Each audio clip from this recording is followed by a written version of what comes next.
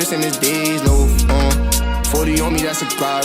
You know I sanction on the block. Send 100 shots to your top. You know I'm like that, 3-1, but I still fight back. Keep the pistol on the right like a right tap. Let's go. Sup? No, wait. Jesus.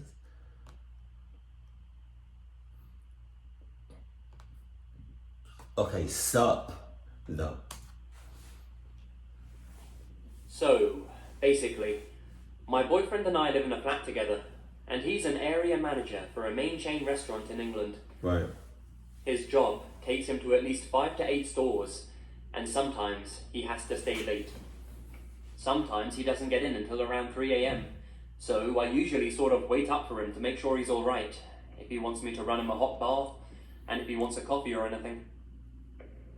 So, I get the usual phone call from him saying, I'm on my way home.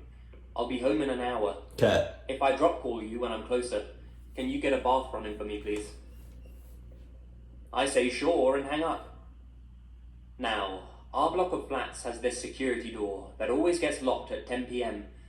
And as long as you have a main entry key, you're free to come and go without worrying about the door. I'm nestling down to watch some Netflix with a cup of tea and a cheeky biscuit when I hear our buzzer to our flat go off. Now, someone outside the main entrance is pressing my number, and I have to press a switch from the inside of my flat that will open the main security door and let them in. I think to myself, it's probably just someone who's forgotten their key and pressed my number quickly. I try to shrug it off. I pause the film I'm watching, and I wait.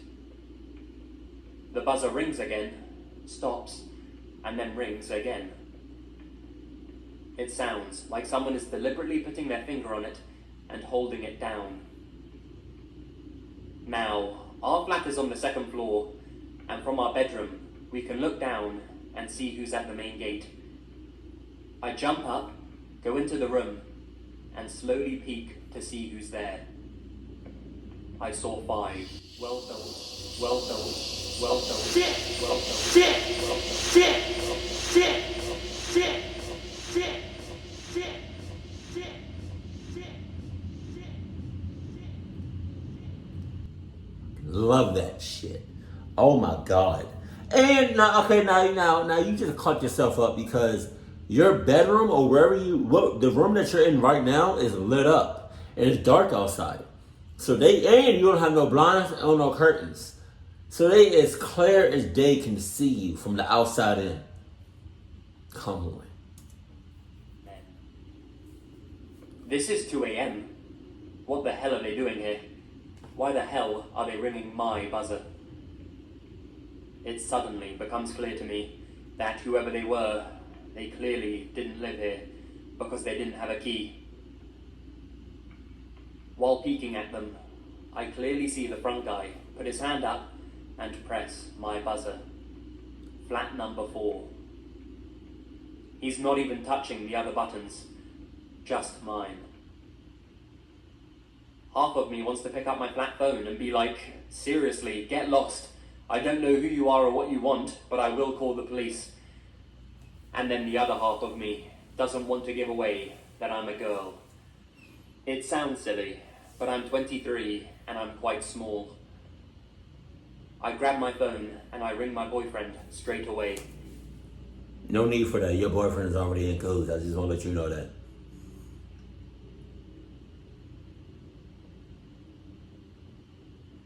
Cahoots! He says something like, he's 45 minutes away. Damn. And will be there as soon as possible. What the fuck? But he will call his dad, Luke, who's a policeman, to come over and wait with me. While I'm on the phone, the buzzer is still going.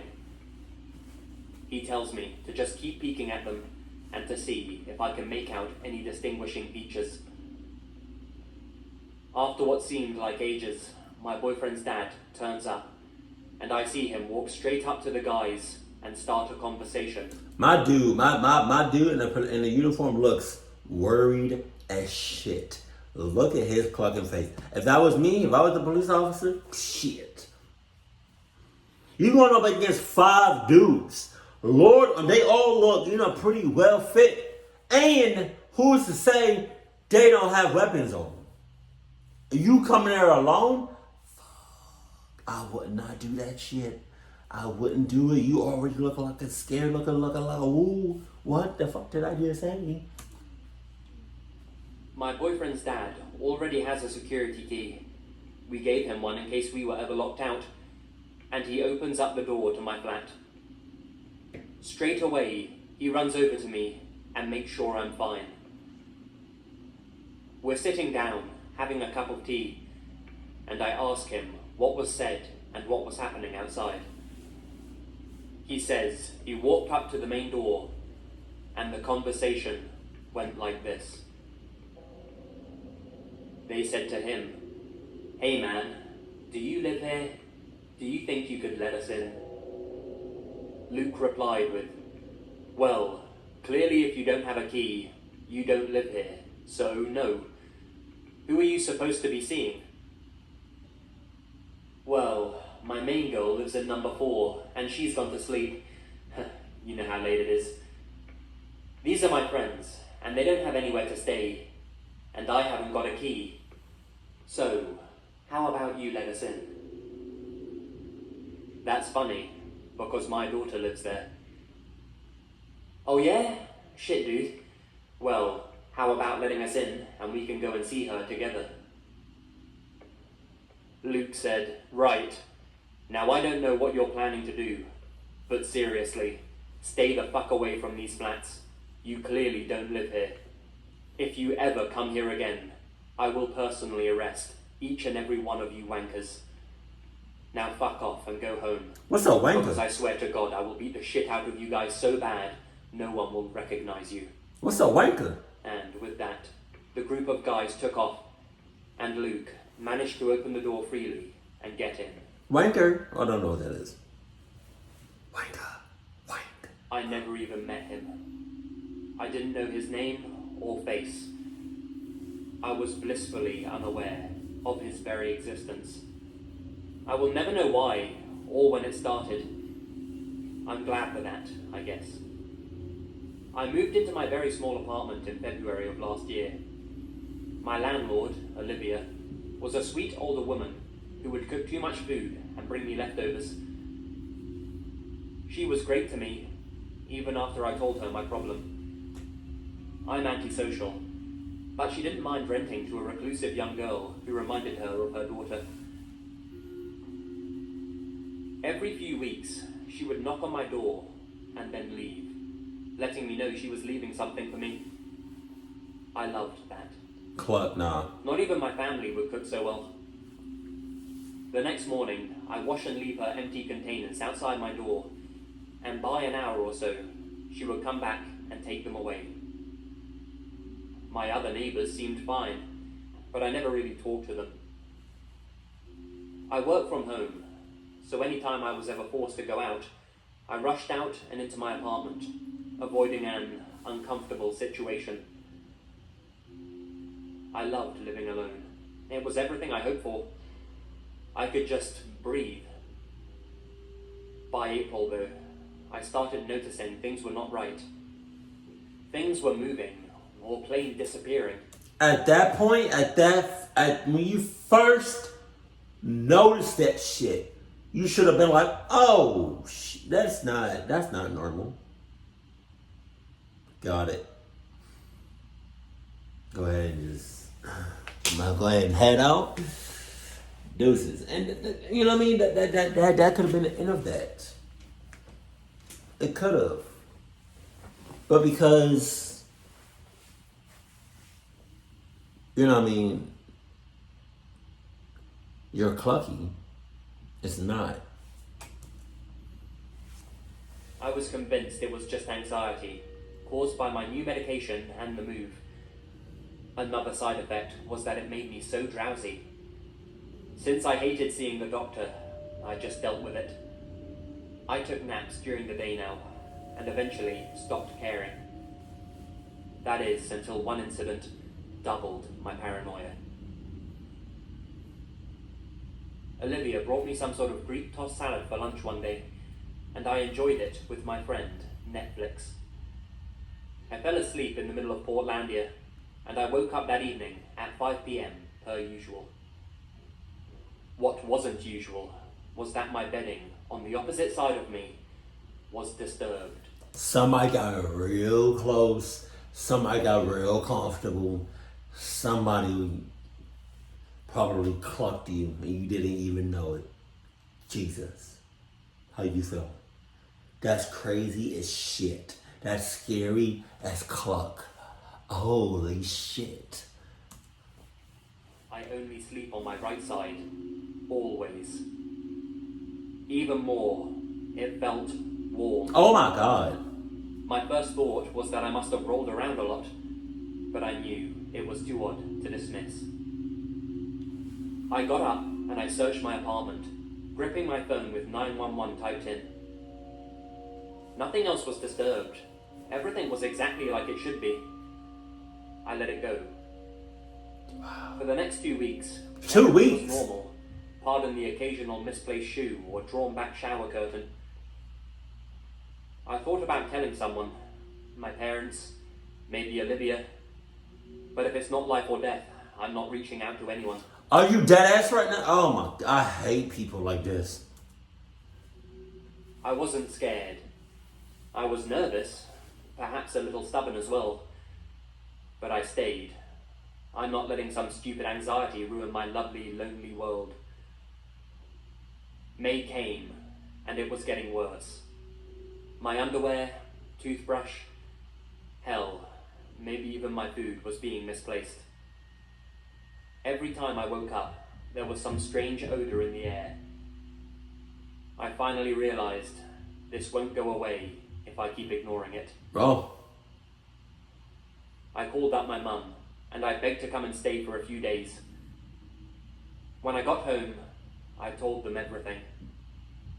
Saying it out loud solidified any creepy suspicions.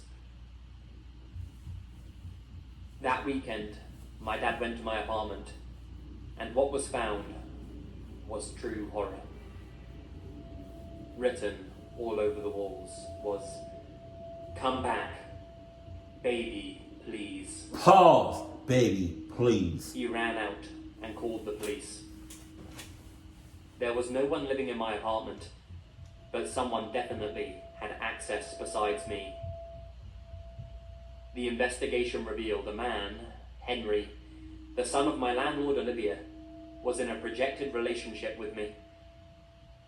They showed me his confession on tape. God.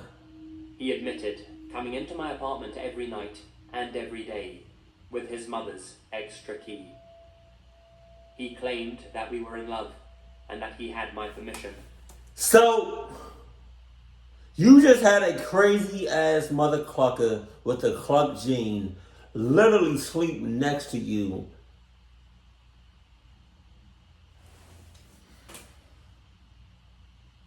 Doing God knows what.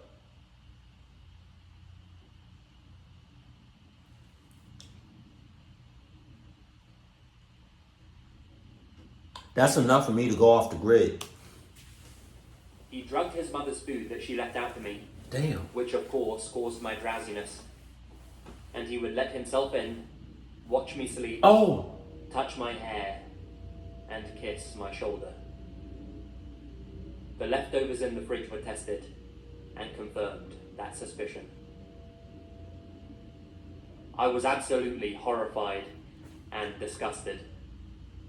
A man I never knew existed collected my hair, clothes, and trash, and practically lived in my apartment for 4 months.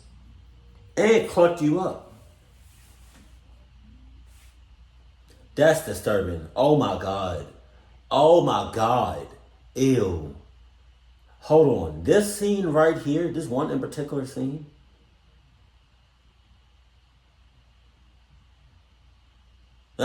This. That must have been some strong ass mother clucking drugs. And you know what's crazy about stuff like this and other horror stuff, horror videos, is like most of this shit is true. And most of the shit is real people out here doing shit like that. He could have did a lot more worse. Oh man, that's God. Let me get off of this, Jesus. Exit. Please get off my screen.